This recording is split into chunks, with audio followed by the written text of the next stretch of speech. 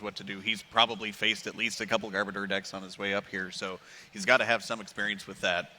Yeah, and there we see Ben, and there is Jason on the left. So let's make some noise here, folks. We have the top 4 of the Masters division here at the Pokemon TCG U.S. National Championships. These 2 players getting all set up and ready to go. And we got some nice colorful sleeves in this game. Yeah, it'll be very easily to see who is who on that. Jason Klaczynski, of course, the master of style, matching his sleeves to his shirt in this situation. And Ben with those bright green sleeves as well. So looks like these players are going to get set up. Definitely a contrast in styles with these 2 decks. Jason, probably about as simple as you can get, just Seismitoad EX, a 2-2 Garbodor line, and 2 Shaman EX. That's it. His only attacking Pokemon is that Seismitoad EX. Pokemon he's been using to great success over this entire season. Ben, on the other hand, has a plethora of attackers. We have Cobalion EX, Mewtwo EX, Dialga EX, Aegislash EX, Heatran, and even his own Seismitoad EX. So he has tons of options. Right. Given that Jason's deck is so trainer-heavy and therefore so item-heavy, do you think it might be in Ben's best interest to try to get his own Seismitoad lock up and going there? Yeah, I mean, one of the best weapons against Seismitoad EX happens to be Seismitoad EX, especially with Jason's deck. Ironically enough, Seismitoad EX focused decks happen to run lots of item cards. He relies on Hypnotoxic Laser, Crushing Hammer, things like that. So if you can take away those item cards, you actually shut down other Seismitoad decks. Yep, looks like they're going to flip over their opening Pokemon. Not a great opening Pokemon for either of them at this point. It's a Shaman EX versus the Bronzor, but looks like that Ben did that intentionally to get the Seismitoad on the bench. Yeah, it looks like he will get down that Seismitoad EX with Muscle Band. That's really big, getting that Pokemon tool on Seismitoad EX. That way, Jason can't put a Head Ringer onto it, which would make Quaking Punch cost 1 more energy. Right. The extra damage is nice, but that's really not what you're looking for Seismitoad. But yeah, like you said again, it's knowing that there's those Head Ringers to watch out for. Filling up the 1 item slot on the Pokemon is really important with the tool. Yeah, Ben's opening Pokemon, Bronzor, definitely not what you want to start with. Jason, of course, definitely doesn't want to start with Shaman EX. You don't mind starting with Trubbish, since you can put a Float Stone on it, and then Garbodor will have that later when you evolve, and you get free retreat. You, of course, want to start with Seismitoad EX. That's your attacker. Shaman EX, though, you really just want to use it for the ability, which you can only use when you play it from your hand. Right. Like we mentioned last game, that's a tough. You might end up getting to Sky Return it to be able to use that later. But, yeah, definitely not what Jason's looking for. Jason making a couple notes about some of the things he's seen Ben playing. Always really careful in getting these stuff down to remind himself.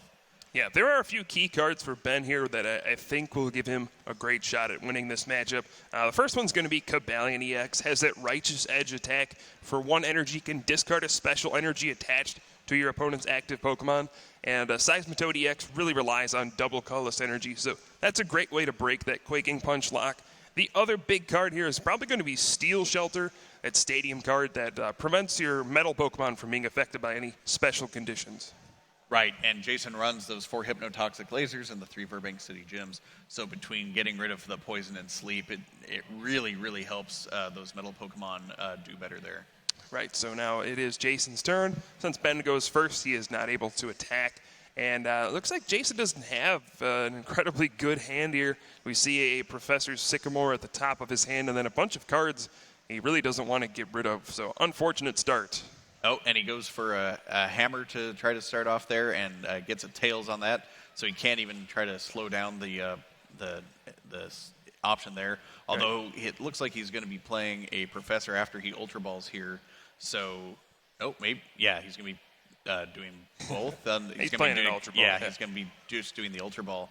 So maybe not such a big deal for him. Yeah, I wonder which Pokemon he'll go for first. He could go for Trubbish. He could prioritize getting that Garbodor out, especially getting Trubbish down with a Pokemon tool before Ben's Seismitoad EX can use Quaking Punch, because that's one way to stop Garbodor. Just don't let him put a Pokemon tool into play. So he could go for Trubbish, could go for his own Seismitoad EX just to get that ready to go, or he could grab his second Shaman EX and try to set up for more cards. Right. Ben already has a Keldeo EX on board, which again is another ability that's in that deck that he could shut down. Right, and Another big thing here is that Keldeo EX does not have a float stone on it, so could be an opportunity for Jason to get that head ringer onto Keldeo EX, prevent the float stone from coming down, and prevent that rush in and retreat combo. Yeah, both sides could be going for trying to get their Quaking Punch to prevent the other side from getting their tools going, and they also both have counter tools to handle that as well. That's right, so we do see Seismitoad EX is the choice for Jason. Quaking Punch for him is priority number one. He'll try to get Garbodor as quickly as possible whenever it's convenient, but right now he knows he needs to Quaking Punch, take away those item cards, and then the game's going to slow down quite a bit. So we do see Muscle Band onto that Seismitoad EX versus Seeker. We'll get that Professor Sycamore, and he does have Water Energy. He could put it down if he wants to. Depends on how risky he wants to go here. He could just attach and then accept the fact that he won't get a turn one Quaking Punch. Or he could Sycamore, discard the energy, and try to draw a Float Stone and a double colorless energy. Yeah, that's quite a big swing there that he would have to go for, but it looks like he's taking it. And that is one of his only 3 water energy, which means if Aegislash makes a showing, it could really shut down Jason. Right, so fresh hand of 7 for Jason. And he has some colorful cards there to work with, but I'm not sure if he has quite the right combination to pull this off. We do see Computer Search. And a Head Ringer. Yeah, the Computer Search, that A-Spec card would allow him to search for any card, so he could find double colorless energy, but he then wouldn't be able to retreat the Shaman EX since it does have that 1 retreat cost. Yeah, so now he has to make that kind of backdoor play of putting the water energy on the Seismitoad, but the Classic didn't take the handoff. It means it doesn't count, so he's still thinking about where he wants to put that water energy, if he does anywhere. He's going to run his Computer Search right now, though. Yeah, something he actually could do is Computer Search for a double colorless energy, put a Muscle Band on Shaman EX, and use Sky Return to knock out the 50 HP Bronzor. Getting rid of Bronzong, that option would be a huge deal. Take away that Metal Link's ability that is so powerful, and would get the Shaman EX off of his field, put a double colorless energy back into his hand to Quaking Punch on the following turn. Right. It would really slow Ben down with being able to not get that Metal Acceleration going, but then it does give him the option of getting his Seismitoad up front, and he would be able to begin the Quaking Punch wars. Right, so we do see Computer Search. Jason will take a look through his deck, and he can choose any card he wants. There are a ton of different options for him to go for. I see him eyeing up another Water Energy. He has one in his hand already. He might take that. That way he can just assure next turn he has enough energy to Quaking Punch, and he won't have to worry about anything. Right. That also means he doesn't have to, quote-unquote, waste a double colorless to be comboing with that water energy. Also allows him to get a Grenade Hammer, and at this point it means that it also can slowly whittle down an Aegislash-EX if it happens to show up. Right. So it looks like he did take that water energy. He's going to play the first one in his hand and just kind of prepare for next turn. At this point, I mean, he's probably kicking himself knowing that he discarded that first water energy, a little bit of a waste, but took the gamble, it didn't quite pay off. Right. He can't head ringer Ben's Seismitoad. So if Ben can retreat here, bring up the Seismitoad, and if he's got a double colorless energy, that's going to be a great position for him. Yeah, everything he needs there, and he's got a Bronzong on his bench already. So that discarded metal energy doesn't even do anything. And even better for Ben here, after Jason used his Computer Search for a lowly basic water energy, he plays an N the next turn. He doesn't even know how powerful that N was, given what Jason spent to get that card. Right, that was actually a lot bigger than you might think, because Jason was holding on to that AZ in his hand to pick up the Shaman EX and just put up Seismitoad EX and Quaking Punch next turn. This N might disrupt him. He only plays that one AZ in his deck, so he'll have to draw it again. That's the only way he'll be able to get a Quaking Punch. Doesn't look like he got that, but he does finally have some of his Trubbish line there. He did get a double colors energy and a laser and a Verbank, so he, although he's probably not going to be able to play any item cards for a while now. Right. And Ben will be able to get the first attack off, and he'll be the first one to shut off item cards. We do see Seismitoad EX featured as kind of a backup attacker in these Bronzong decks, just for this kind of a situation against other Seismitoad decks. You just Quaking Punch, you build up a bunch of Bronzong, and then all of a sudden you have the Metal Link's ability, and you can charge up your bigger attackers like Dialga EX or Aegislash EX. Right. We see Ben play a Ultra Ball. He knows that it might not be long before he's getting Quaking Punched himself. So maybe making sure he gets everything set up that he wants. Goes and gets the Aegislash, knowing that that has a good shot now of really being able to lock down any attacks from Jason. Right, so there is that Aegislash-EX. Right now Ben has a huge advantage. Getting the Muscle Band on his Seismitoad EX, getting the first Quaking Punch attack off, definitely taking control of this match so far. Right, and we did mention that Ben played the Muscle Band on Seismitoad to make sure that it doesn't get head-ringered. But by putting the headringer on Keldeo EX, now Keldeo EX can't get a Float Stone, which means that Keldeo maneuver you see of rush in and retreat for free can't be done by Ben during this game, and I don't think that either player plays any kind of tool removal. Right, so let's see. Jason, his new hand of 6 cards, not very pretty. We do see he has a couple of those Trubbish. He actually is going to put Double Colorless Energy onto Shaman EX here to try to use that Sky Return attack. Puts out the Burbank City Gym, has a couple Trubbish in his hand. I wonder if he'll put those down. Right. If he gets both Trubbish down, that certainly gives him a long way of not having to worry about getting the whole line knocked out. Putting only one down at a time can be a little dangerous sometimes, because then if one gets knocked out, you have to wait a whole another turn before you can get that Garbodor evolved to. But with Quaking Punch online on Ben's side, he can't put any tools on his Garbodor. He can't get any tools on his Trubbish. And so it's a kind of a rough position for Jason right now, since Ben got the upper hand initially with the Quaking Punches.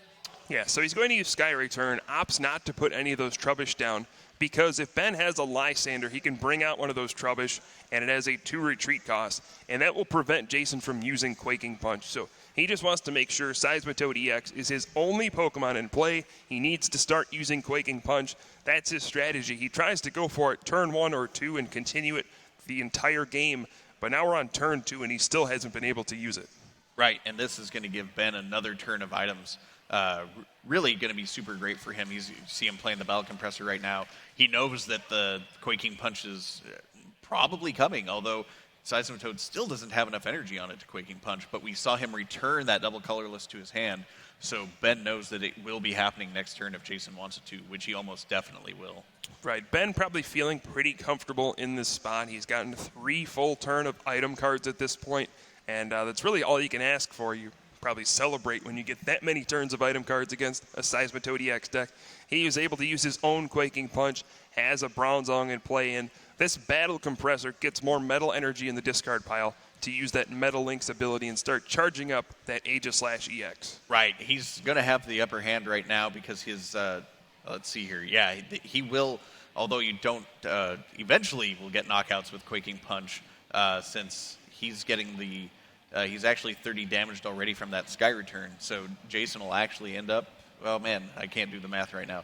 It'll be close. It'll be close to see who gets the advantage there, but at any time, Ben can flip into Aegislash-EX, and then he's got a complete defensive against the Seismitoad because it'll have to have the Double Colorless.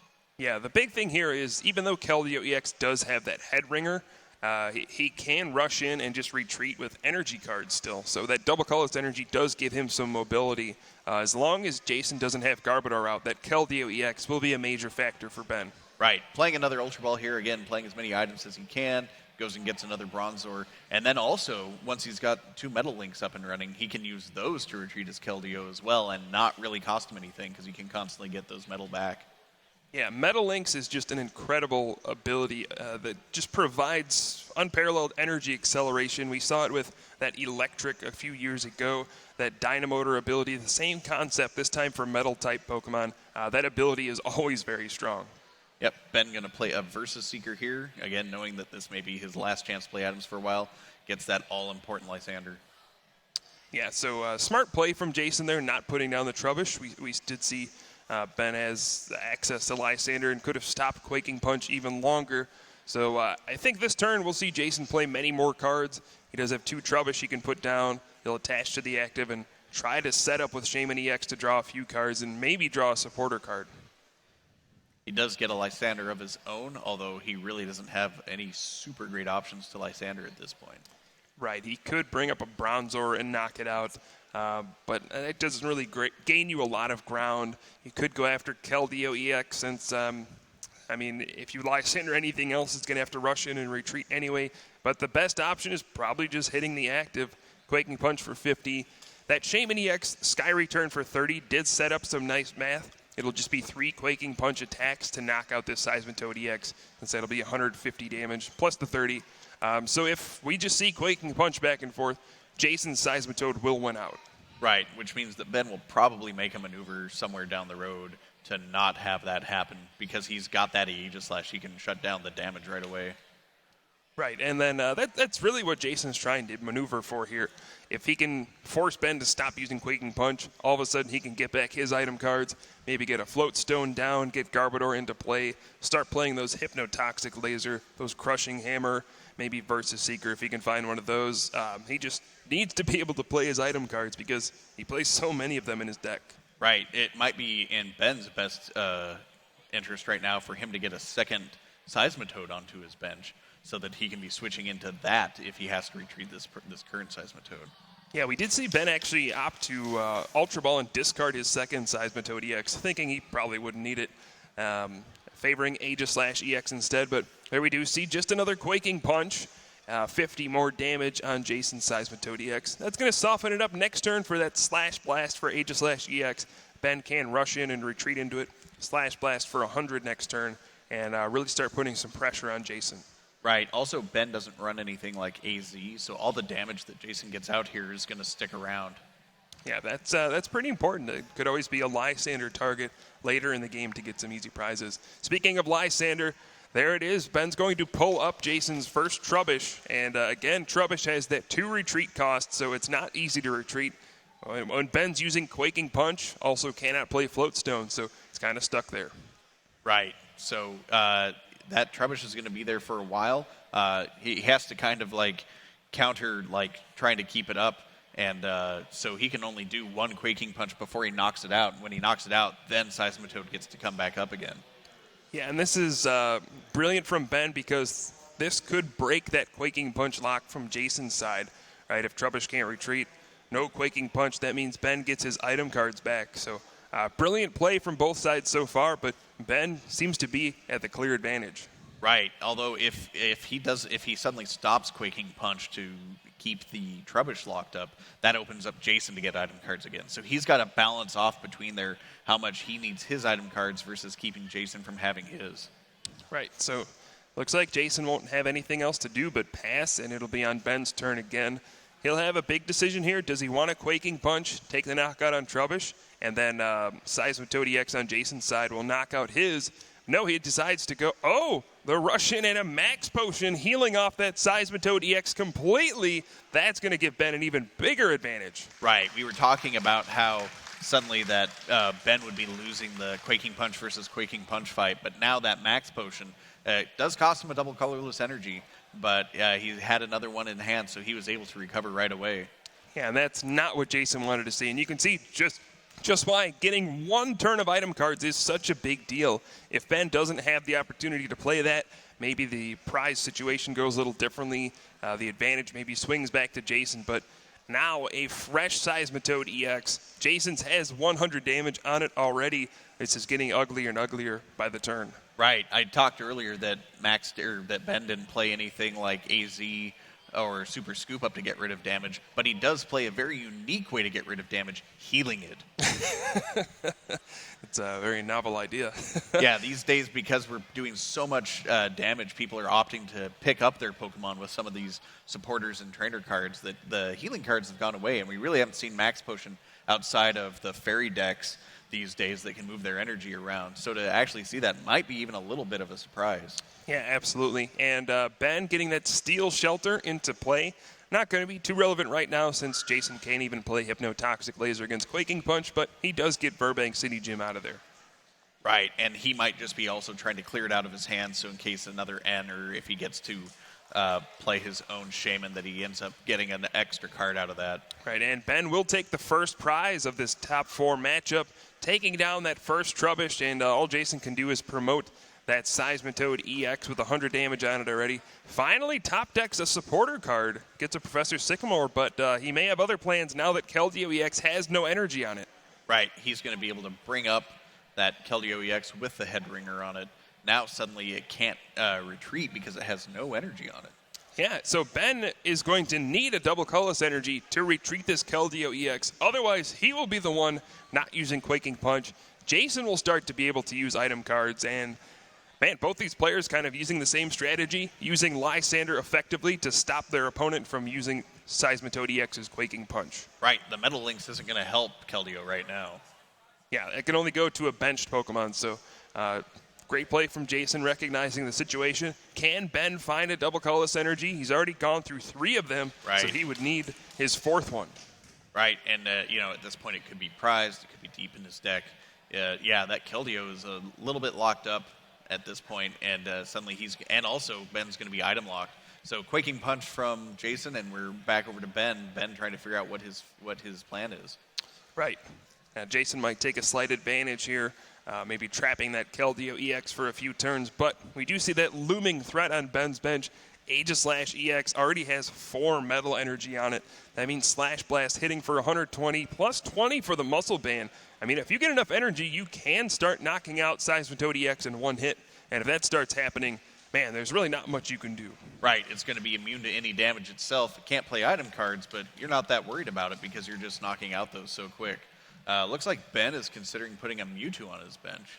Yeah, Mewtwo EX we do see commonly played as a one-of in these metal decks with Bronzong. X-Ball, always a great attack since it can use colorless energy, so you just put a couple energy on it with Metal Lynx and a double colorless energy, and an X-Ball can be an easy way to get a knockout. Right, it's very cheap against Garbodor. Since it is also weak to Psychic, you don't have to use as much energy as you might otherwise. Yeah, and also just a 2 energy X-Ball is great against Seismitoad EX, since Seismitoad usually will have 2 energy on it, 2 Quaking Punch. An X-Ball with 2 energy does 80, and the following turn you can attach a 3rd energy and X-Ball for 100 to finish it off. So right. Mewtwo EX generally trades really well with Seismitoad. Right, Seismitoad, unless Seismitoad decides to upgrade to that Grenade Hammer. But even if it does, it's hurting its own bench, and it still doesn't knock out Mewtwo EX in that 1 hit. Right, so we do see Professor Juniper out of Ben, digging for that double colorless energy. We'll see if he's able to find it. If he can, we might see a retreat into Seismitoad EX or Aegislash EX. Either one would be a deadly option. He uses Metal Lynx to actually get an energy on Mewtwo here. Yeah, I mean, that's a powerful Pokemon to power up. X-Ball, like we said, always good against Seismitoad EX, but Ben has to pass. This will be the first opportunity for Jason to kind of make a run at this. Here comes the hammers. Although he gets a Tails on his first hammer, we also see that he's got a Verbank and a Laser, gets a Floatstone out. Suddenly, all this stuff that's been pent up in his hand gets to come flying out. Another Floatstone to make sure that his Toad doesn't get the Headringer on it. Upgrades to Garbodor. Just card after card from Jason. Finally free from the Quaking Punch. Yeah, and that's the big card of this matchup. Garbodor is in play, that Garbotoxin ability.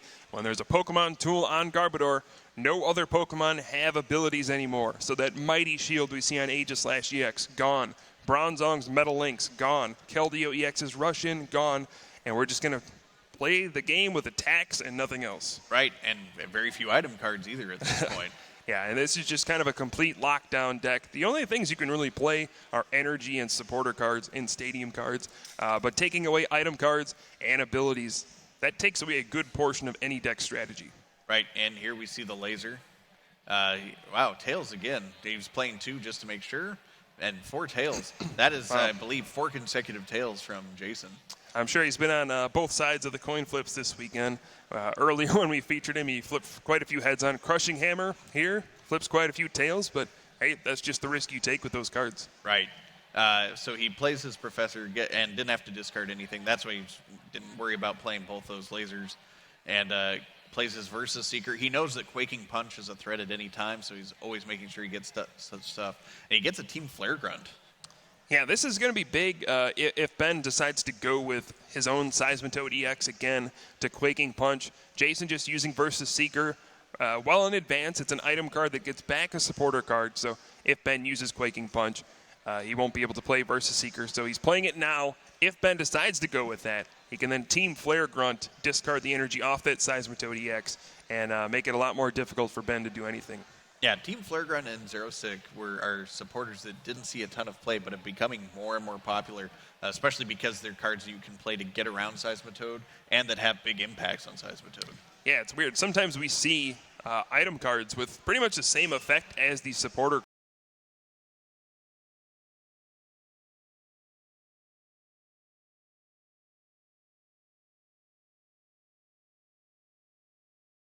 cards. But since they are supporter cards, they become more playable just because Seismitoad EX is so popular.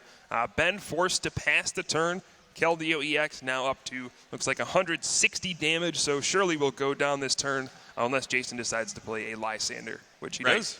We've got that Keldeo EX is just going to finally get, looks like Lysandered out, though.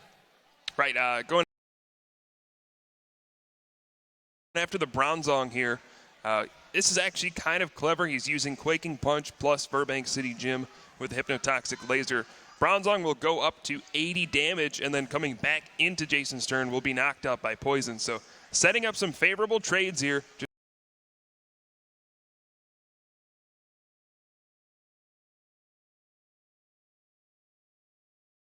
Just trying to buy some time for him to find some other cards. But, the Steel Shelter, that'll take away that Poison and kind of ruin Jason's plan. Right, also gets rid of the sleep. Not super relevant at this point because it can't use the ability, and it's certainly not going to be attacking. But that getting rid of Poison suddenly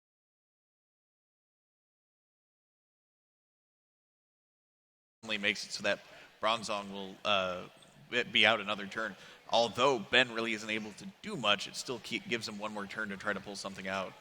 Right, and at this point, I can't really see how many cards are left in Ben's deck, but it's looking a little small. 2 cards left in his deck. So another strategy Jason might be going for here is, he can Lysander up something with a big retreat cost and Quaking Punch, and maybe Ben runs out of cards and is unable to retreat that Pokemon. Right, I hadn't really noticed that Ben had been going that crazy drawing cards, but yeah, he's down to 2 cards already, and so he probably doesn't have any draw supporters he even wants to play. Right, he has a pretty big hand, well more than enough cards if he could play an N or something to shuffle his hand back in and gain a few more turns. But, it looks like he's running low on resources. I wonder how many energy he's gone through, how many float stone he's gone through. Something potentially could get trapped in the active spot, and Jason could win just through tried and true strategy we've seen this weekend, pass until your opponent decks out. Right. It still feels like players may not be completely adjusted to playing in a world without Lysander's trump card, where they're really, without thinking about it, really drawing as many cards as they possibly can without realizing that they may be getting way too close to the end of their deck. Right, we've seen that time and time again. I think we've seen multiple deck outs on stream this weekend. So yeah, players still used to playing, all 4 of those Professor Juniper or Professor Sycamore, see those Chorus for big amounts of cards, Shaman EX. So yeah, we see all sorts of things like that. Yeah, Jason's coin flips take a turn for the better for him. He is going to knock out that Bronzong, get a prize card. Jason's going to bring up, Ben's going to bring up Aegislash.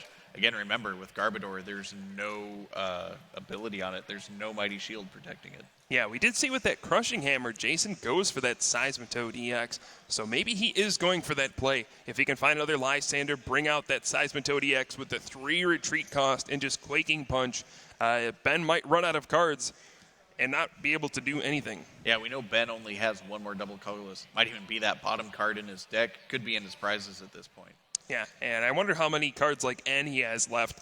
Something also we can point out, a lot of these decks rely on Versus Seeker. So if Jason is using Quaking Punch and Ben is actually out of actual N or Chorus, he wouldn't be able to play Versus Seeker for them to shuffle cards back into his deck. So Quaking Punch could aid him in that deck out strategy. Right. We're in the finals. We're not in the finals, but we're in the top cut, so there is more time in the match. But there isn't infinite time in these matches. So I wonder if it might be in Ben's interest, given that it's pretty much inevitable at this point that he's going to lose. Maybe he should concede here to try to get on to game 2 and 3. Yeah, it would depend on what he has in his hand. If he gets 3 or 4 turns to attack, Aegislash EX looks pretty unstoppable. That Slash Blast doing a ton of damage, taking down Jason's first Seismitoad EX. But it'll be interesting to see how this is going to finish up. If he can get consecutive knockouts, it looks like he could actually pull off the win, but that's going to be a little tough, especially if this comes up heads here. Yep, here is Crushing Hammer, and that is heads. That will discard an energy off of Ben's Pokemon. If Jason could also do a Team Flare Grunt, he could discard 2 energy off Aegislash in the same turn, preventing it from having enough energy to use Slash Blast. This could be huge. Yeah, and it's at least what he's hovering, and yeah, he goes and does exactly that and gets rid of 2 energy off of Aegislash.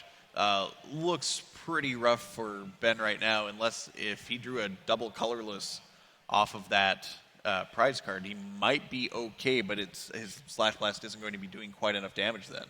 Yes, we do see Quaking Punch. Ben now with 0 cards in his deck. Does he have an N or a chorus to shuffle his hand back into his deck? And no, he's going to shake Jason's hand, says, I concede. And Jason Klaczynski somehow wins that game number 1. Looked like he was way behind, but he's going to take this first game. Yeah, like we said at the beginning of the game here, you got to always, Jason always finds a way to play out.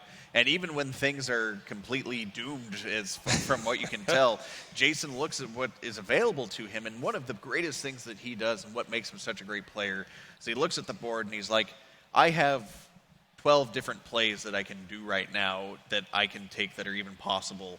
4 of them are not available because of Quaking Punch. These 3 don't lead me to victory, even though they're the obvious ones. And this one is the one that, given enough time, will get me to victory. And that's why Jason is so successful time and time again, is because he always looks at what can do.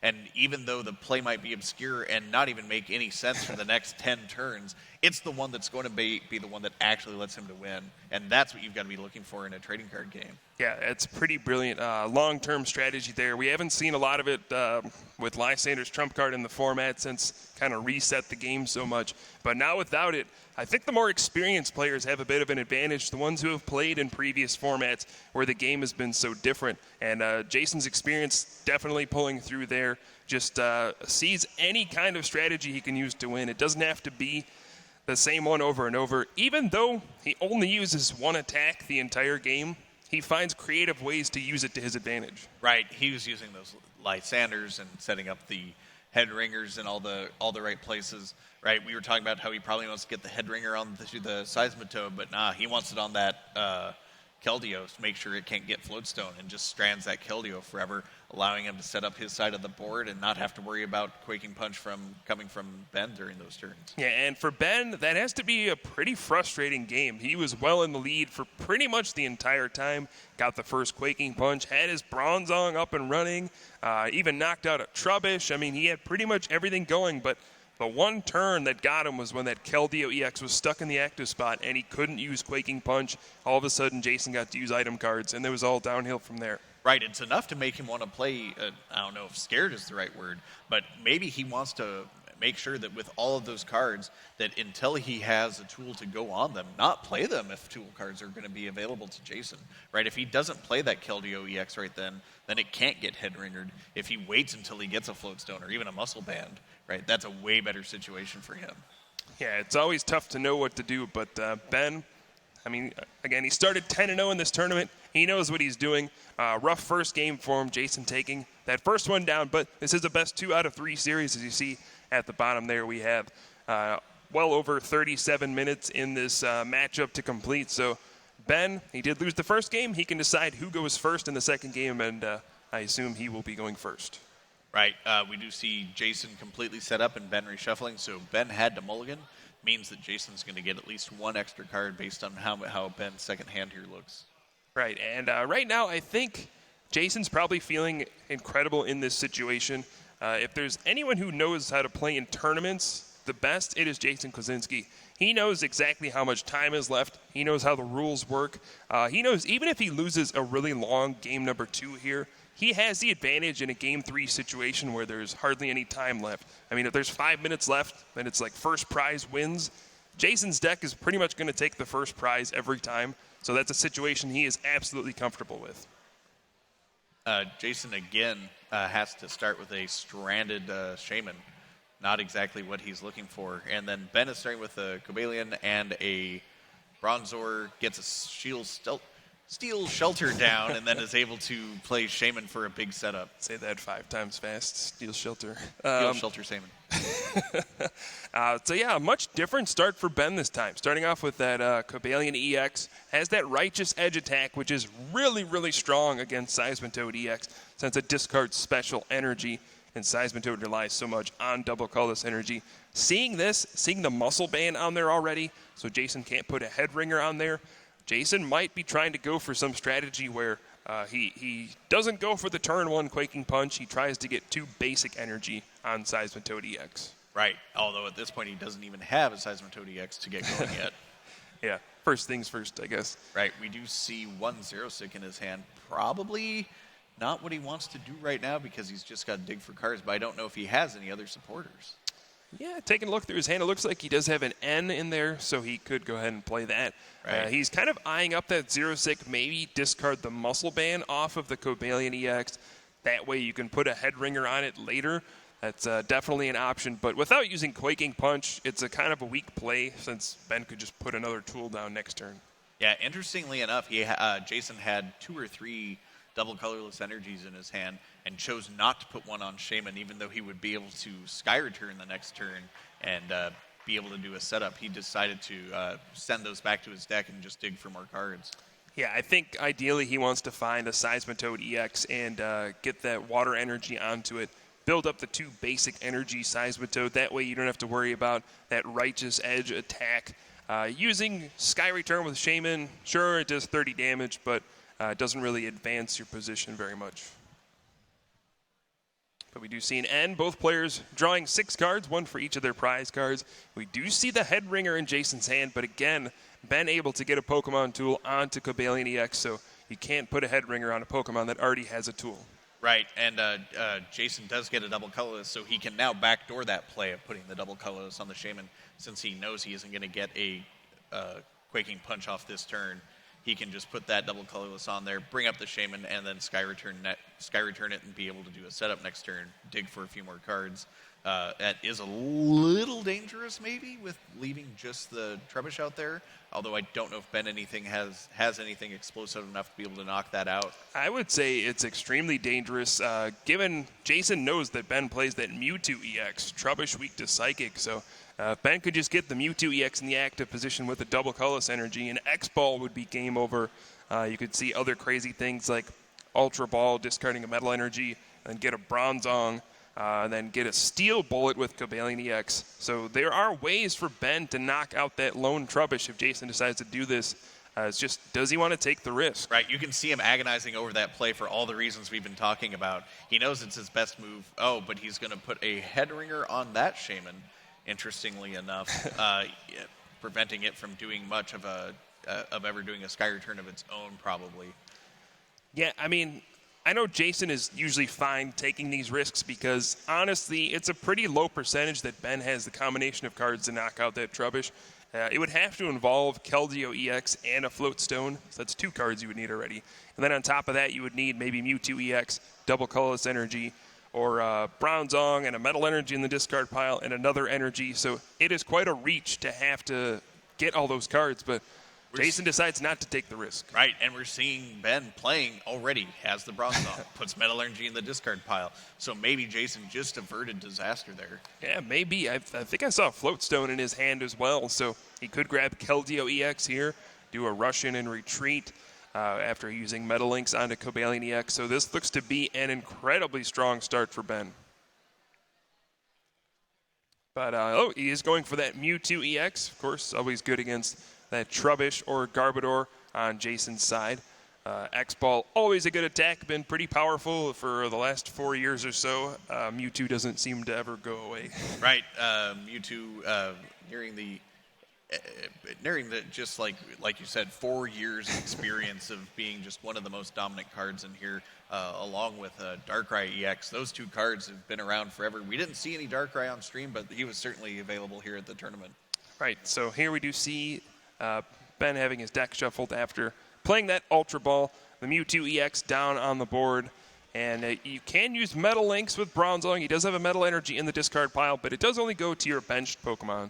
So we'll see if he can attack. Opts to discard that Kecleon with Professor Juniper, and we'll see what he can find. Right. That Kecleon might not make a ton of sense, but it really is in there for a tech card against other decks. It's very good against Raichu and Mega Rayquaza, so he really has no use for that card in this matchup. Yeah, you could do kind of cute things sometimes where you can copy Seismitoad EX's Quaking Punch, but when you're using a 70 HP Pokemon to use Quaking Punch, it's not quite as effective. We do see a second energy going onto the Cobalion EX, powering up for that Steel Bullet if he can get the third energy, but has to settle for the Righteous Edge, 50 damage. Right. We mentioned that he could have done that play with the Keldeo, chose not to do that and instead get a Mewtwo started going. Yeah, and that's another fine option. Get multiple attackers powered up.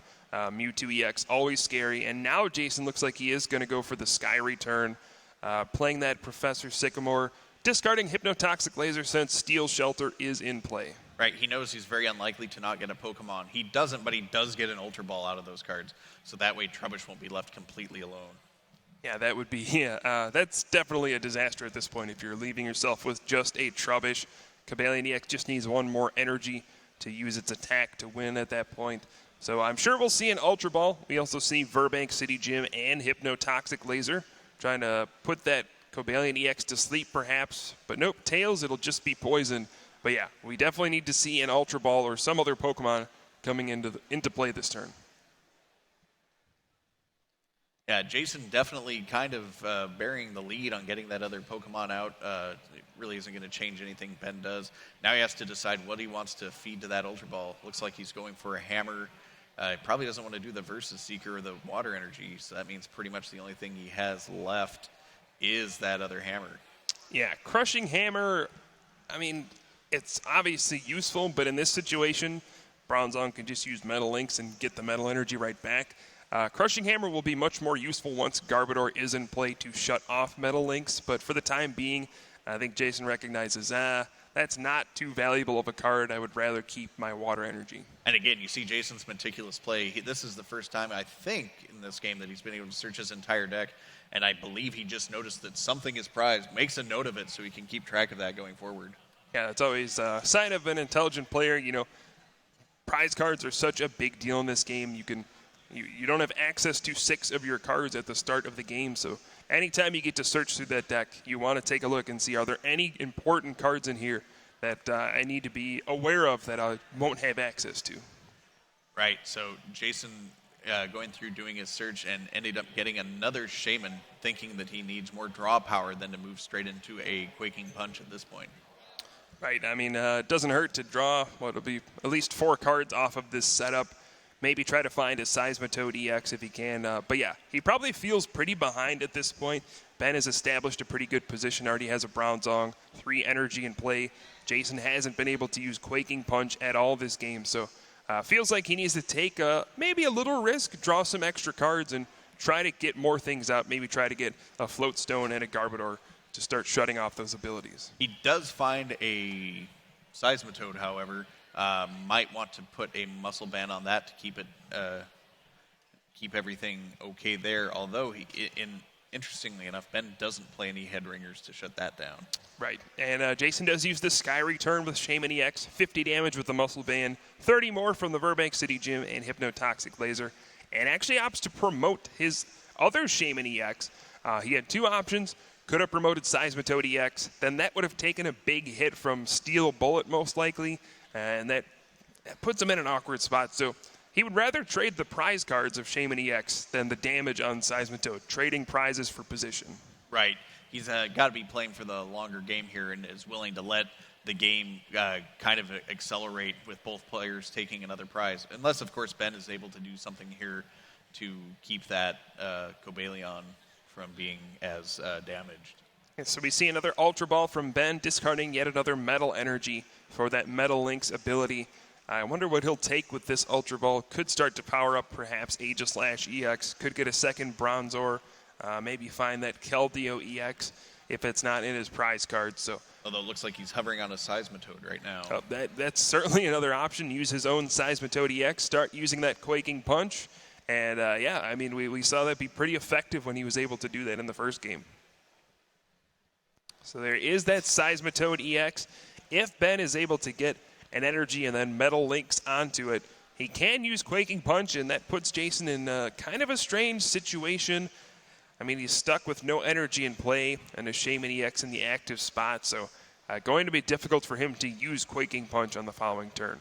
Right, he's going to be very stuck there because, yeah, with no energy in play, either he has no way, I don't think he plays any switches in his deck, and if Quaking Punch has gone off, he couldn't play those anyway. So, yeah, he would have to put the energy on the Shaman, which, again, strands his Seismitoad another turn, not being able to Quaking Punch. And, yeah, going with the retreat here, again, discarding those energy, not such a big deal because he can get them back with Metal Links constantly. Right, and here comes Seismitoad EX. And Ben going for that same strategy he went for in Game 1. Lysander to bring out that Trubbish, Quaking Punch. Again, it does have that 2 retreat cost, so unless Jason wants to pay 2 energy to retreat, it's going to be stuck there, and we won't see another Quaking Punch from Jason. Still unable to use that attack. Right. Also, last turn, Ben used the Metal Links to put another energy on the Mewtwo. Yeah, Mewtwo, I mean, if you can load enough energy on Mewtwo EX, this used to be a very common strategy. Just pile as much energy as you can onto Mewtwo EX so you can use that X-Ball attack for one-hit knockouts. Sure, it takes a lot of energy, but with Bronzong, it's possible. Yeah, it looks like Jason is going to be abandoning Trubbish to its fate here at this point, playing basic water energy on the Seismitoad. He can't attack with it this turn, and also that prevents it from being susceptible from Steel Bullet or Aegislash.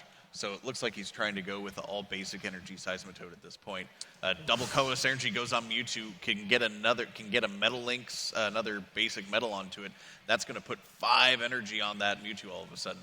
That's getting pretty scary. 5, I mean, if you have 5 and then 2 on a Seismitoad EX, that's already 140 damage combined with X-Ball. So, yikes, that's reaching levels where Jason should start to feel uncomfortable. Right.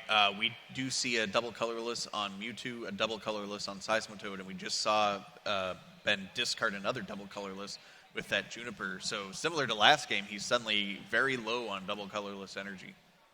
That's right. So Ben has to be wary of not using too many resources. We see in this game his deck is much larger. He has not burned through it quite as quickly, realizing that, maybe I shouldn't burn through everything. This is going to be a long series. You don't play any short games usually against a Seismitoad Garbodor deck, so sometimes you just need to sit back, be a little patient, and let the game come to you. Right, we see him use the Metal Links and put that other energy on Mewtwo like we thought he would, but yeah, just goes for the Quaking Punch this turn and puts the, knock out the Trubbish and gets the Quaking Punch lockdown onto Jason. Right, and at this point, I think Jason might realize this game is really not going well for me. This is a game that I'm probably not going to win. That Mewtwo EX is going to come out at some point, and it's going to be brutal. X-Ball probably will get a one-hit knockout if Jason is forced to attach that double colorless energy, putting 3 energy on his Seismitoad EX. That just makes X-Ball even stronger, but he must realize I need to take as much time as possible in this game. My biggest advantage is going to a Game 3 where there's not a lot of time, and I kind of take the first knockout. So I think he's trying to play for this situation where we enter game number 3 at a low time situation, so he'll take as long as he wants in game number 2, not conceding like most players might want to. Right, and you see Jason play a Professor there and discard just a ton of cards, but so many of them were item cards, and he's under Quaking Punch now that it just wasn't worth it to keep those around right now.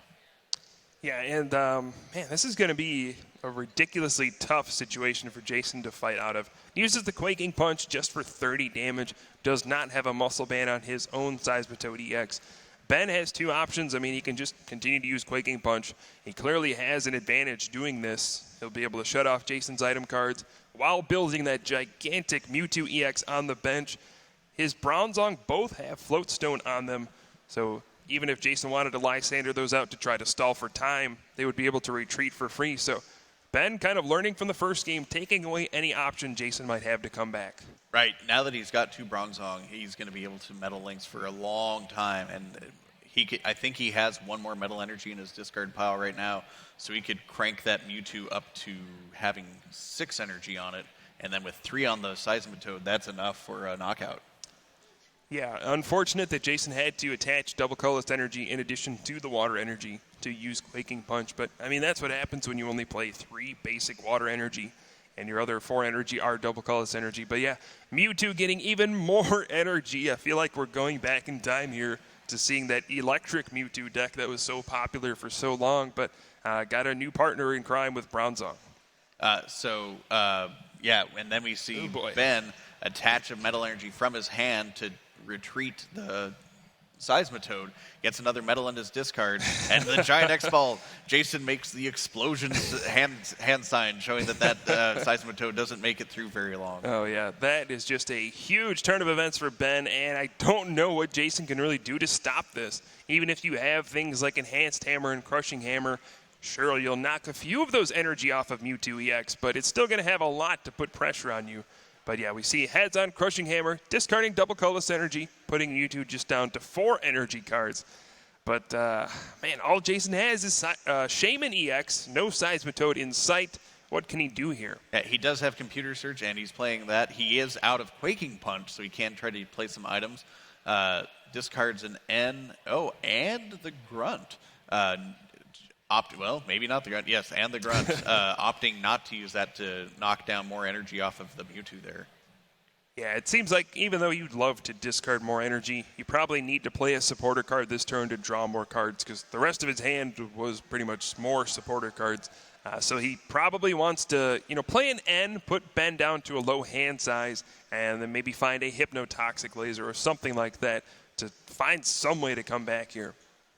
Yeah, Jason figuring out what he wants to get with Computer Search. Looks like he's currently thinking about getting a Seismitoad, hoping that can slow things down a little bit. Yeah. But, yeah. So it seems like a pretty obvious option.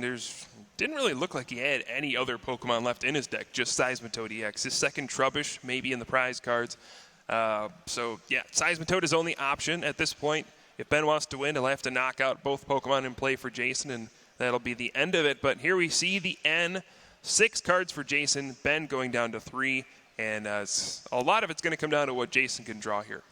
Right. Again, he doesn't even have any energy at this point, so he's got to, clearly because he just put his hand back into his deck there. But yeah, he's got to get an energy out of here to really do anything. If he gets a double, does he even want to put that on Shaman, or does he just want to get the Seismitoad ready to go? Yeah, that's an excellent question. I'm not really sure what the best strategy is. You could Sky Return, hit for 30, but then you put your Seismitoad in an awkward spot where it gets hit by a big X ball. So maybe the best play is to put an energy on your bench, Seismitoad EX, and pass the turn, or maybe not play energy at all. Right. If you put it on the bench, Seismitoad, suddenly you could be opened up to a Lysander. Right. So this is really no good situation for him. No matter what he does, Ben could find some way to take advantage of it. Jason playing an Ultra Ball, trying to get another Pokemon on his bench, give him more options there, it looks like. Discarding a Colress and probably that Garbodor. It doesn't look like it's making it out anytime soon. Yeah, I don't even know if he has another Trubbish left in his deck at this point. Didn't look like it the last time he searched through. So Garbodor might be the easy discard, but it could be Water Energy as well. I mean, at this point, attaching 2 basic Water Energy to attack seems unreasonable. And it looks like he is going for that last Trubbish. Oh, it actually is in there. Okay. So that could be one of his only ways to maybe make a stand here. If he can get Garbotoxin up and running, shut off Metal Links again. We're in a spot where Ben has burned through a lot of his double colorless energy, and a lot of his energy in general is in play. So if we see Garbodor come out and then maybe Jason gets a Lysander onto that Seismitoad EX of Ben's with the 3 retreat cost, could get a situation where he just kind of sticks it active and Ben runs out of cards. Right. Looks like Jason is considering doing the Sky Return this turn. He also doesn't have a tool card in his hand, so even if he gets the Garbodor out, it won't be doing anything. But he does have now a Shaman in his hand, another double colorless energy, and I believe an N. So he's got a ton of card drawing options to dig for a tool next turn. Yeah, that Sky Return was mainly so he could get more cards. The only other, he has an N in his hand, but I'm sure he'd love to fill his hand up to 6, try to find a Float Stone. But Ben gets a Computer Search off of his N to 3 cards. He'll be able to search for any card, and because this could be big. He could find a Lysander to bring out Trubbish, prevent that Garbodor from coming out at all, or maybe another double colorless energy to beef up Mewtwo EX's X-Ball once again. No matter what he takes here, it's going to be a pretty positive outcome for him. Right. Looks like Ben might actually have a game in control here. It looked like it last time. Yeah. We'll see. Every time you say that is a way to guarantee Jason Klaczynski will turn the match around, it seems. All right, so we'll find out what Ben took with his Computer Search. I think Lysander's a good option. You can bring out Trubbish, and then you go down to 2 prize cards. Right. And yes, he does go for Lysander. Yeah, he got a proxy Lysander with that versus Seeker. He does have 2 options here, although I doubt he's going to play the Colress after going to all that trouble. Yeah, so brings out Trubbish. This is huge. Takes away the Garbodor option. We know Jason only plays 2 Trubbish in his deck, and both of them are gone at this point. Also goes down to 2 prize cards. That means just 1 knockout on a Seismitoad EX will be game over. So great play from Ben. Gets the fortunate draw off of that N with the computer search and taking full advantage of it. Ben trying to decide where he wants his Metal Links to go. Decides not to do it at all, in fact, though. Yeah, that's not a bad play. Sometimes players get a little too greedy. All right, if you have Metal Energy in there, you're like, oh, I have to use the ability. I have to put energy somewhere. But in reality, you really don't. Might as well just sit back and wait. You know your abilities aren't getting shut off. You know your Mewtwo EX isn't getting knocked out. You're not going to put any additional Metal Energy in the discard pile. So why not just wait and see where you want to put those energy? He plays that. Shaman for the setup goes up to 6 cards. Didn't see anything super exciting. He had looked like a Shadow Triad went by there. Right, and he could play the Ironic Head Ringer. Mewtwo already has more than enough energy to use X-Ball, but if he could play that to get rid of it, I guess. We do see Shadow Triad for Hypnotoxic Laser. This is one way for Jason to come back if he can keep this Mewtwo EX asleep, but no, going to flip tails on that Hypnotoxic Laser. The window is closing. Yeah, even with the muscle-banded Quaking Punch and Verbank level poison, it's going to do a fair amount of damage, but Mewtwo's got way too much for that to really affect it. Right, and at this point, Ben is just 1 knockout away from winning this game and tying the series up in the top 4 at the U.S. National Championships. Plays this big Colress here, drawing a fresh 6 cards. He won't win the game this turn probably, but he's putting himself in a great position to do so. Right. Now that he's played Colress, he cannot play Lysander to bring up Shaman if he wanted to go for that knockout. So otherwise, and he cannot get enough damage. I don't think. Maybe a double colorless and a muscle band is enough damage to knock out the Seismitoad there.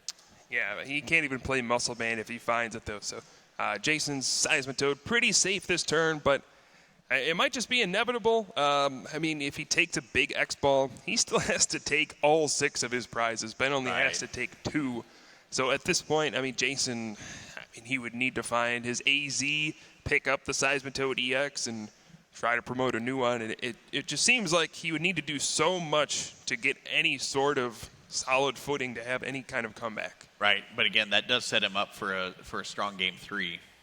Right. I mean, as you see at the bottom, that all-important timer, we have just about 13 minutes left. This game certainly will finish, but game number 3, definitely going to be that low-time situation where maybe first prize ends up winning the match. Right. We're seeing Ben try to make his final decision of what he wants to do for the turn here. Yeah, he still has Metal Links available to him. He's trying to figure out where do I want to put these energy cards. And, sometimes these Seismitoad EX decks feature 1 Mewtwo EX as kind of a surprise attacker. Maybe Ben unsure if Jason plays his own Mewtwo. And that could be dangerous with all those heavily damaged Pokemon Ben has already. But we know Jason doesn't play Mewtwo EX, so puts the 2 energy onto the Cobalion EX, powering up for perhaps a Steel Bullet in the future, or even a Righteous Edge could slow down Seismitoad. Right. He also has another Metal Energy in his hand. Right, so I think he might want to prepare for, a Lysander opportunity for Jason. Maybe put an energy on Seismitoad EX in case that gets pulled out. That way Jason couldn't stall for time since Seismitoad has that 3 retreat cost. So just kind of covering your options at this point is important. Right. Looks like he is going back and forth. He does have a Steel Shelter there. Doesn't do much for Mewtwo, but it does reduce the amount of poison damage, but it is still poisoned. Right. That could be relevant. It could stop, a Quaking Punch or a Sky Return without a Muscle Band. It'll be 10 short of knocking out Mewtwo now with the less poison damage. So that definitely is relevant.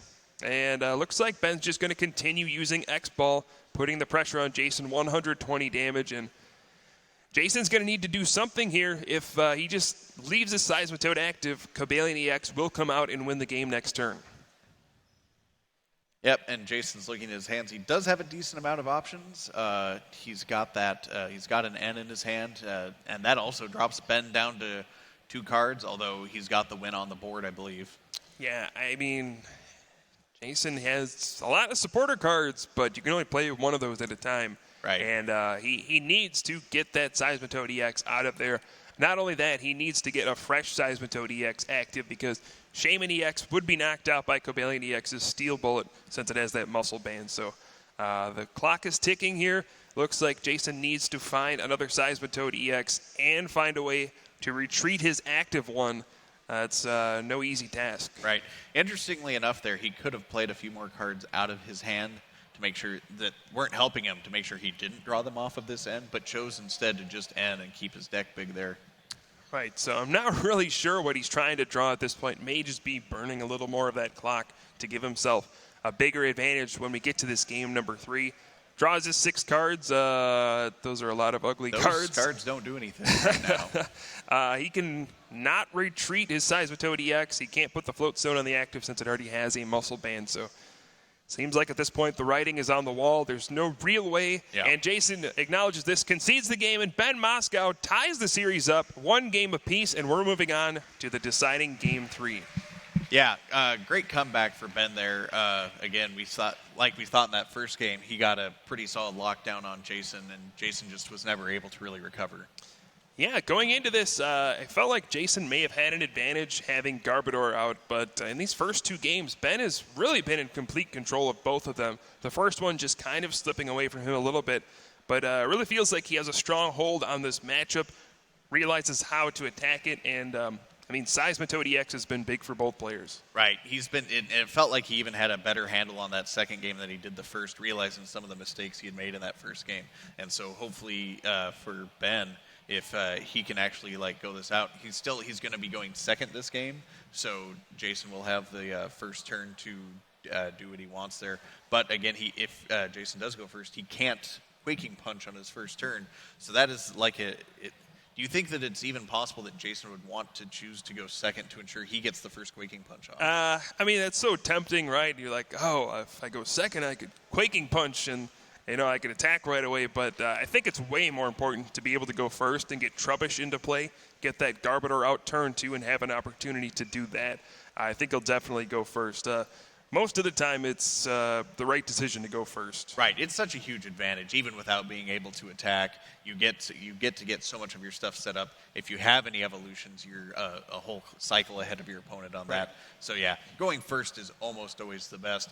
But, yeah, losing that attack sometimes can be a little tempting to try to go second. Yeah, and up to this point, Jason has not used Quaking Punch in the early turns at all.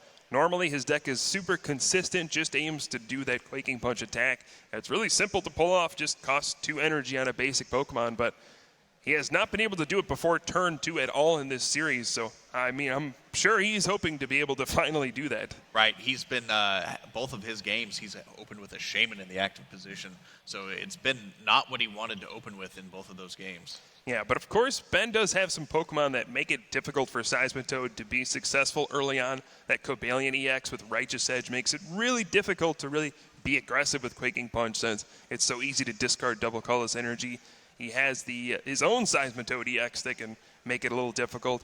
He has Aegislash EX, which can stop a quick Quaking Punch right in his tracks. So even though Jason could get a quick Quaking Punch, it's not as effective against Ben's deck as it would be against other decks. Right.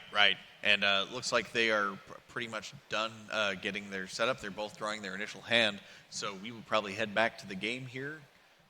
Looks like Jason is finally getting the start he wants there. All right, here we go. Game number 3, the deciding game. The winner of this match moves on to the finals at the U.S. National Championships. Let's give it up for these 2 players. They pedaled through over 900 players, and they are two of the 4 remaining players left. And 1 game separates them with a chance to be national champion. Jason finally gets to start with his Seismitoad, but does not put one of his double colorless energy on it, even though he has one. And gets that muscle band on there. And Ben, unfortunately, has to start with just a Bronzor there. Yeah, Jason's hand looks really bad. We see a bunch of energy versus Seeker and a Team Flare Grunt. This looks really ugly for him. Interestingly enough, if the rules were different and he were allowed to attack turn 1, he would win the game with that Quaking Punch. But thankfully, we have that rule change, and now going first doesn't allow you to attack. So Ben will survive with his Bronzor. Gets that Seismitoad EX down on the board. With the right combination of cards, he could get a turn 1 Quaking Punch, and that could hurt Jason pretty badly. Right. He's playing an Ultra Ball here right away, getting another Pokemon for his hand. What do you think he's going for? Do you think he might want like a Shaman for more cards? Seems like he might want to dig for resources, or maybe a Kabalion. Yeah, any of those are pretty good options. Maybe Kabalion not as good in this situation since Jason's already committed that one water energy. I think if he has a Float Stone in his hand, he might go for Keldeo EX. But yeah, Shaman EX, always a great option as well. Can set up for some more cards. Right. So going really aggressive there. He sees that Jason did not have a great opening. Not sure if he has any supporters in his hand. But if he does, Ben would probably want to avoid from playing any ends at this point. Right. So we'll see if Ben plays any more cards before he plays this Shaman EX to use that setup ability. Kind of a game-changing card. And, also a computer search. That is a huge first turn. He'll be able to search right for that double colorless energy. He is going right for that turn 1 Quaking Punch. If he can find that Float Stone, he'll be able to do it. Yep, and giving himself every opportunity there. I think the only card in his hand left is the Shaman. All right, now we just have word that Enrique, with his Wailord EX deck, has advanced to the finals, so we will see the Wailord deck in the finals. I'm sure some people are excited about that. I bet you that neither of those people are Jason or Ben. Yeah, so here we go. Set up for 6 cards. We still have to decide the winner of this matchup. Will Ben find his Float Stone to be able to use Quaking Punch on this first turn? Seems like he would have played it by now if he had, so probably not. But smartly does get a Muscle Band down onto that Seismitoad to make sure that it can't get head-ringered. Now, strangely enough, I think this is a spot where Jason would have wanted Ben to get that Quaking Punch. The only supporter card in his hand is Team Flare Grunt. So it actually would have been fine if Ben got a Quaking Punch off. He would have just been able to Team Flare Grunt, discard the double colorless, and that would have been the play that gives him the best opportunity to take some kind of advantage. Now he just has the energy and just has to Quaking Punch, but he can knock out Bronzor here. Right. He probably wants to get that other Seismitoad EX on his bench just for pure safety's sake, but looks like he is going to pass there. But now Ben is under the Quaking Punch lockdown, but about to put his own onto Jason. And also, since he's attacking first, he'll have the knockout advantage there. Yeah, we do see Ben has an N in his hand, opts not to play it, knowing that Jason has not played any supporter cards. But there's the first one, Team Flare Grunt, discarding the double colorless energy off of Ben's Seismitoad EX. That could be a big game changer if Ben doesn't have access to another double colorless energy. Right. Ben really, really extended to get that double colorless right away, so Jason probably has a good idea that he doesn't have another one in his hand, or unless he just drew it. Right, and Jason, he takes the big advantage here. There's only 3 minutes left in this round, takes the first prize. But, if Ben can find another double colorless energy, start using Quaking Punch, take the first EX knockout, he could swing the advantage back into his favor. Time is running low, but this could be a very exciting finish. Well, also in Jason's favor, in a fit of just incredible hilarity, although the end just ruined that, was he had 2 Versus Seekers in his hand. So he could have kept Versus Seekering the Team Flare Grunt over and over if Ben did find energy. But given that Ben just played an end, he opens the door wide open for Jason to get out of that horrible draw. Yeah, Jason has to be jumping in his seat for that one. He had nothing. He had, Seismitoad EX was using Quaking Punch, but he had a bunch of cards he couldn't play. Right. He wouldn't even be, so if Ben did get Quaking Punch off, he wouldn't be able to Versus Seeker that Flare Grunt back. Right, so right now Jason seems like he has the advantage. Does Ben find a double colorless energy to use Quaking Punch here? If not, he could be in some big trouble. Yep, that one off Team Flare Grunt. Jason only runs the one, and it ends up being so huge given that the rest of his hand just wasn't working for him. Right, so Ben in a bit of a bind here. What else did he draw off of that N? Finds the Keldeo EX. That's not a bad Pokemon to find here. He is going to attach an energy to it just to give himself an option to rush in and retreat. But that's it. He has to pass the turn, and now Jason gets his item cards back. Oh, man, he could take a big lead here. Yep, and he's going to play down a Verbank. Don't know if he has a laser or not in his hand. He's going to Colress. Not a huge Colress, but not a bad one either for 6 cards. Yeah, and this might just be an unfortunate situation for Ben, stuck with that Seismitoad EX in the active spot. Team Flare Grunt giving Jason such a big advantage here, and just might be a matter of time at this point. Quaking Punch wearing Ben down.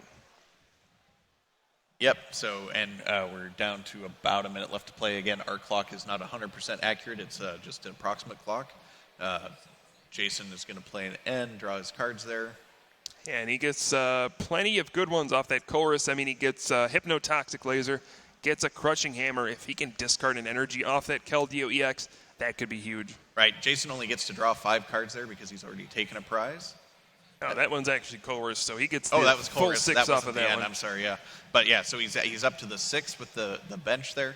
And yeah, oh man, going for those few energy that are even on the bench right now. And the heads on the Crushing Hammer, discards it off Keldeo EX.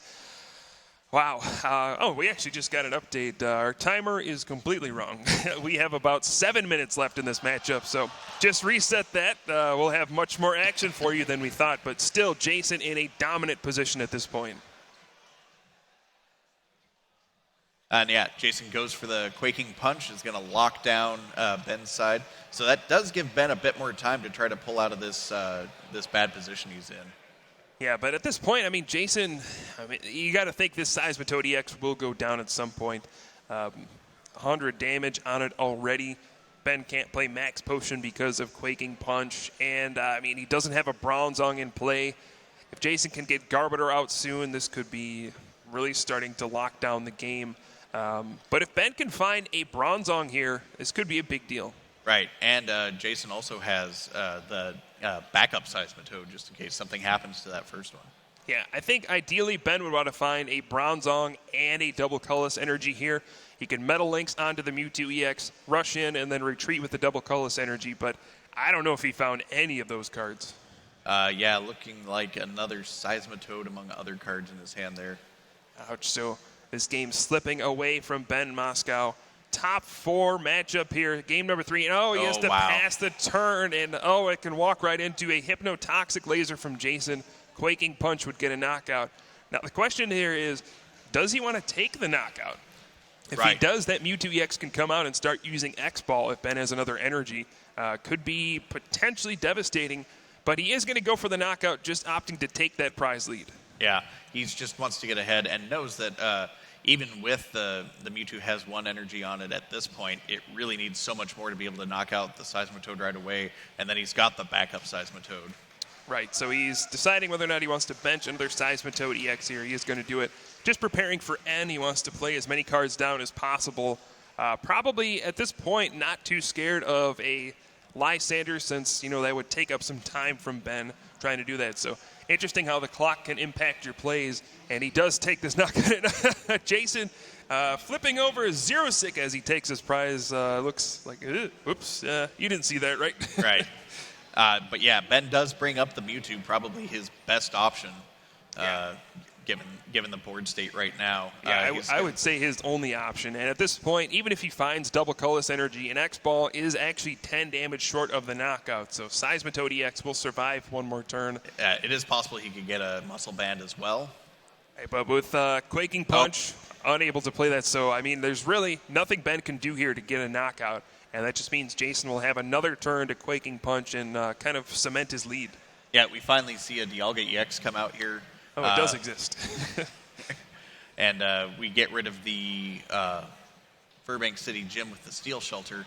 But yeah, puts a bunch of damage on that Seismitoad. Just short, though. Yeah, you can see Jason signaling just a little bit short. 10 HP remaining on that Seismitoad EX. But this Mewtwo EX can be a problem. Jason needs to find a Hypnotoxic Laser in a Burbank City Gym to start piling up some damage on Mewtwo EX. If it gets a little desperate, he could attack with Trubbish and pound with a Muscle Band that does hit for 80 damage for weakness. But there is that Zero-Sick that Jason accidentally flipped over. Going to discard the double colorless energy on that Mewtwo EX. There's a Burbank City Gym and Hypnotoxic Laser. Oh, man, this is a big turn for Jason. Right. Gets Tails, so no trifecta of doom there with putting the Mewtwo to sleep. But Mewtwo is going to be taking the extra damage from Burbank now. So with the Muscle Band, that'll be 80 damage already onto Mewtwo. Right, and Jason has a head ringer. He's deciding whether or not he wants to put it down. If he puts it down on Mewtwo, it forces a double colorless energy to use that X-Ball attack. Great play. If Ben just draws a Metal Energy, he won't be able to use the attack, and Jason's Seismitoad might survive another turn. Right. That would be really, really bad for Ben at that point. It really would probably eliminate his only option. Yeah, so, and this is still very close. Ben is not out of this yet. I mean, if he can manage to get a knockout on this Seismitoad EX with an X-Ball attack, get a Bronzong into play, he does have an opportunity to come back. But it's going to be right now. He has to do something this turn. Right. He does have a Lysander in his hand. Maybe bring up a Trubbish or something to get himself able to play items next turn. Yeah, that's an opportunity for him. He does put an energy onto that Dialga EX on the bench, so no double colors to use X-Ball. He could rush in and stop Mewtwo EX from being knocked out next turn. I think he'll probably have to do that. Here's the Lysander on the Trubbish, though, like you said, could buy him a turn. Right, finally able to get out from under the yoke of Quaking Punch next turn, assuming that Jason doesn't have something to try to maneuver that as well. But then he also retreats that Mewtwo. He doesn't retreat Mewtwo. He uses Rush In on Keldeo, get the poison off of Mewtwo, and might be trying to build Mewtwo back up during that turn he gets items. Right, and now Jason, he doesn't have much of anything. He has a Garbodor, no Pokemon tool to go with it. He has a Hypnotoxic Laser, not great, and a Lysander, which is pretty much worthless since you could just rush in with Keldeo anyway, and the board would just reset. So he might be going for this Hypnotoxic Laser. If he gets heads, keeps Keldeo EX asleep, that could buy him a turn or two, and that might be all he needs at this point for the clock to run out and for him to advance to the finals. Yep, he's looking around at his different options, not sure if the laser is even what he wants to do. But yeah, he doesn't have he's got 3 cards in his hand that really can even do anything at this point. So he's just got to decide which of those two do or not to do anything and just pass. Right, and Ben, the clock is his biggest enemy at this point. You see we're just under a minute. I assume that timer is correct this time. So, and if Ben manages to get a turn before time is called, there is a max potion, but if he can manage to get knockouts now, he can tie the game up and perhaps make a huge comeback with that Muscle Man on Dialga EX. Can he find something, a Float Stone maybe, to retreat his Keldeo, and then double Colorless Energy to start attacking with Dialga EX? It's not out of reach yet. Yeah, it's very close. It's very close. But he's going to Versus Seeker for Colress, play a big Colress for, that'll be 8 cards right now. So he's digging for what he can, and if he can find those cards, he'll really turn things around. That's right. I mean, he needs a Float Stone here. If not, I think this game is pretty much out of reach. And I think time has been called. Ben will be turn 0, so he will be the player going right now. And then we have 3 additional turns.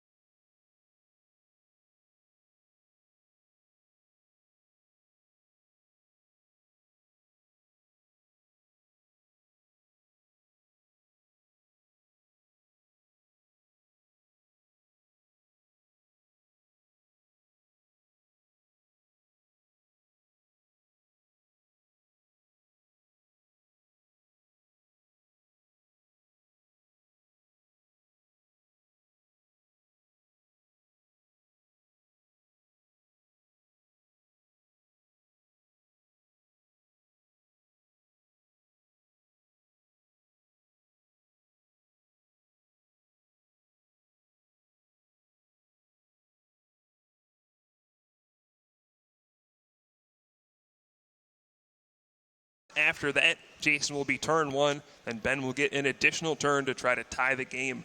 If he can do that, it'll be next prize wins. So, man, Ben, this is it. He needs to draw something off of this course for 8 cards. Looking for a Float Stone.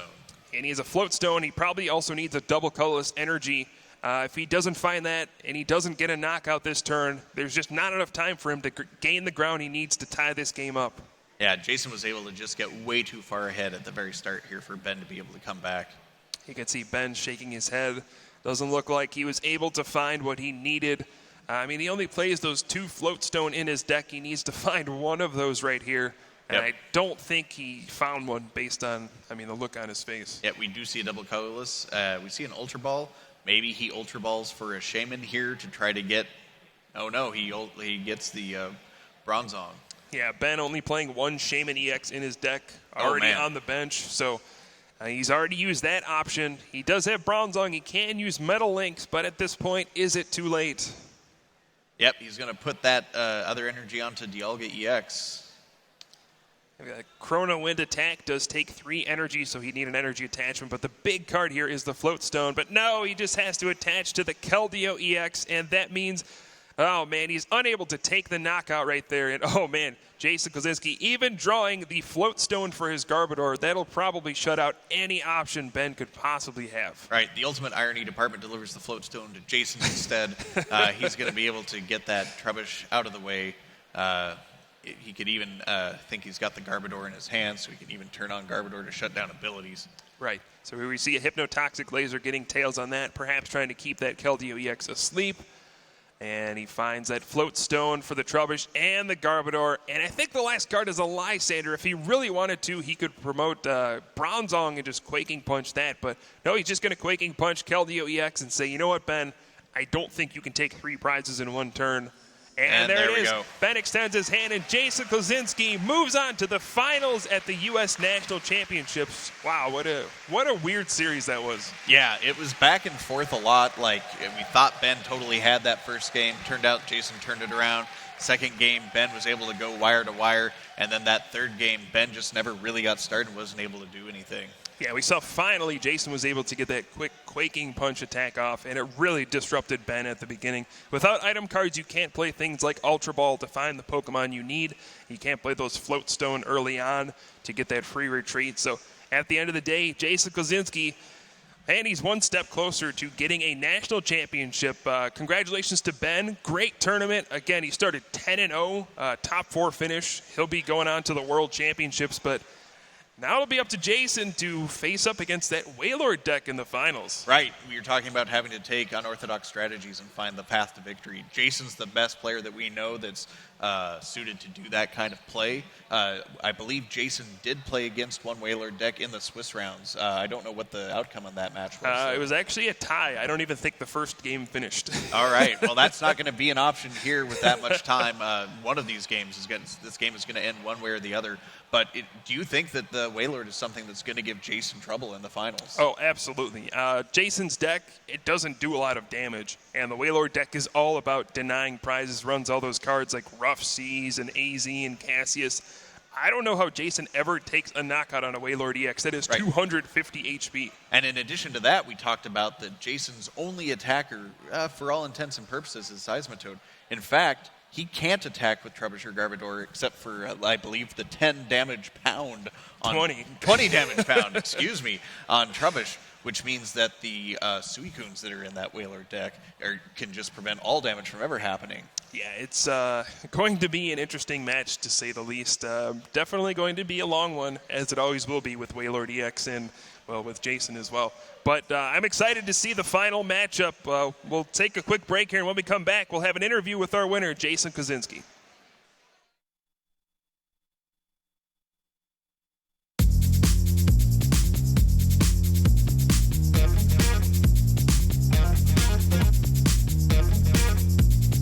Pokemon for me started in 1999 in January, a month after the cards came to the United States. My son brought some home, and he was so excited about it. I'd never heard about it, and that's a story you hear over and over and over. My kids got me into it. Well, I actually run most of the events in Mexico. I run activities in pretty much every state except 1 or 2. So I actually go all over the country running events from north to south. What I love most about Pokemon, what keeps me coming back, is the community. The people there are great. It's a beautiful sense of family, and I haven't encountered anything like it anywhere else in my life. So it's continuing to grow and become just the most important thing for me.